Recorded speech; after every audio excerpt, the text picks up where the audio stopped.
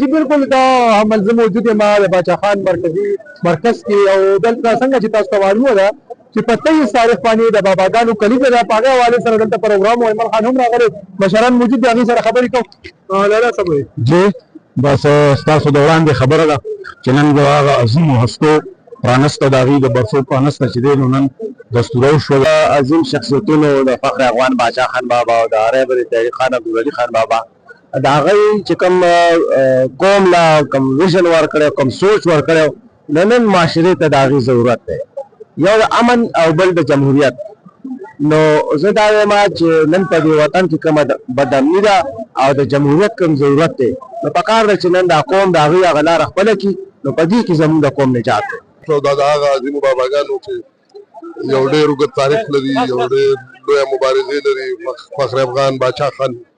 او رهبر تحریک خان عبدالولي خان دا زموږ دپاره هغه مشران دي او هغه هستۍ دي چې نن دا سل کلن تحریک چې دی د هغوی په هغه ایماندارۍ د هغوی په هغه اخلاص د هغوی په جدوجهد د هغوی په قربانو او د هغوی سره د خدای خدمتګارو د ملګرو په قربانو نن دا په مضبوطو ستنو ولاړ دی دا د هغه مشرانو کمال دی افتتاح وشو ما په خیال دا ډېر خوشاین خبره ده چې تاسو ګورئ چې په داسې حالاتو کې چې یو خوا ترهګري ده بل خوا تاسو ګورئ چې د پښتون قام ته کوم ستونزې راپېښې دي په داسې حالاتو کې چېرته چې باچا خان بابا کوم ژوند و د هغه جدوجهد و بیا د ولي خان بابا چې کوم ستړي وي دا ټول هغه ستړي وي چې هغوی همیشه د پښتون قام دپاره اواز پورته کړی او صرف اواز نه عملي ګامونه یې پورته کړي بیا دغه شان نن د باچا خان بابا او د ولي خان بابا د کلیزې د نن مناسبت سره نن اوپننګ وشو نو زمونږ په 23 تاریخ باندې به په 400 کې د صوبې په سطح باندې غټه جلسه وي او ټولو پښتنو ته مې خواست دی چې دې جلسې ته راشي او په عقیدت پرځونې پیش وي د باچا خان د ستر باچا خان بابا د ولي خان بابا د هغوی په خدماتو د هغوی په ژوند او په جدوجهد په هغې باندې به دا یو هفته پروګرامونه دوه غټ پروګرامونه یو په 400 کې جلسه ده یو په کراچۍ کې جلسه ده او انشاءالله بسم الله الرحمن الرحیم نن زموږ که یو وخت د باباګانو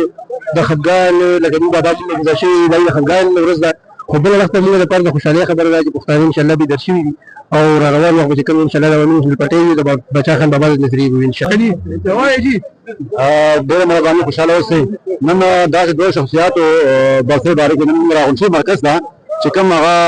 پوره دنیا منل شوې ده او داسې مشران خدای پاک راکړي چې په هغې باندې ریسرچ او پي ایچ ډي بدل شوي داسې خدای پاک مشران راکړي داسې مشران باندې موږ فخر کوو ویاړ کوو او انشاءالله دا یاد چې کوم ده موږ به روانه انشاءالله باچا خان او ولي خان دا خبره کړې وه چې هغه قوم تر هغې پورې ترقي نشي کولی چې کله هم تاسو ونیئ چې یو قوم ترقي کوي نو د هغه ترقي یافتې نو د هغې زنانو ته تاسو ګورئ نو سیم همغه خبره د هغې نه را روانه ده که اوس ایمل خان دی د دې نه پهله اسفندیار خان و که ولي خان و که باچا خان د ټولو همدا یو دغه چې د زنانو چې کوم دی نو یو قوم یا سپیشلي په خاصه توګه پښتانه چې کوم دي نو تر هغې پورې پرمختګ نشي کولی په کومې پورې چې د هغه قوم چې کوم دی زنانه چې کوم دي هغې پرمختګ ونه کړي او هغې تعلیم یافته نه